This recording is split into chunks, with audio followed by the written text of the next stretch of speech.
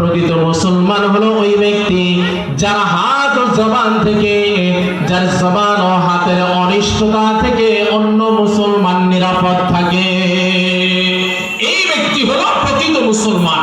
দেখেন এই হাদিসের মধ্যে আল্লাহর নবী প্রকৃত মুসলমান বলেছেন ওই ব্যক্তিকে যার হাতের অনিষ্টতা থেকে, যার জবানের অনিষ্টতা থেকে অন্য মুসলমান নিরাপদ থাকে।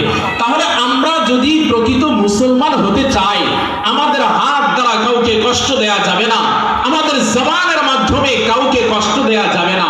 কারণ এই জবানের মাধ্যমে যদি আমরা একে অপরকে কষ্ট দিই, আল্লাহর নবী বলেন যারা দুনিয়াতে এভাবে মানুষকে কষ্ট দিয়েছে জবানের মাধ্যমে, আমি দেখেছি মহিলাদের একটা বিশাল দল এই জবানের মাধ্যমে কষ্ট দেওয়ার কারণে জাহান্নামের মধ্যে জিহ্বাটা টেনে বের করে লোহার আংটা লাগাইয়া এরপরে জাহান্নামের আগুনের মধ্যে ঝুলাইয়া দেওয়া হয়েছে।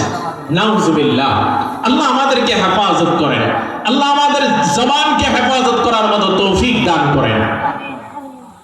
আল্লাহর নবী সাল্লাল্লাহু আলাইহি ওয়াসাল্লাম ফাতেমা রাদিয়াল্লাহু তাআলা আনহাকে বলে, ও ফাতেমা, আমি জাহান্নামের মধ্যে আরো চিত্র দেখেছি, আরো দৃশ্য দেখেছি। আমি একদল মহিলাকে দেখেছি, আল্লাহ রাব্বুল আলামিন তাদের স্তনের মধ্যে লোহার আংটা লাগাইয়া তাদেরকে জাহান্নামের আগুনের মধ্যে ঝুলাইয়া দেওয়া হয়েছে। নাউজুবিল্লাহ। কত কঠিন কথা। আল্লাহু আকবার। আল্লাহ আমাদেরকে হেফাজত করেন।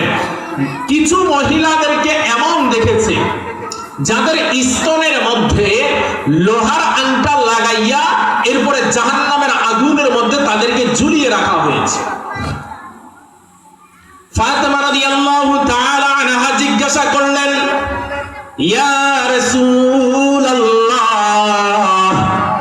কোন অপরাধের কারণে আপনি তাদেরকে কঠিন শাস্তিটা দিতে দেখেছেন? কোন অন্যায়ের কারণে, কোন গুনাহের কারণে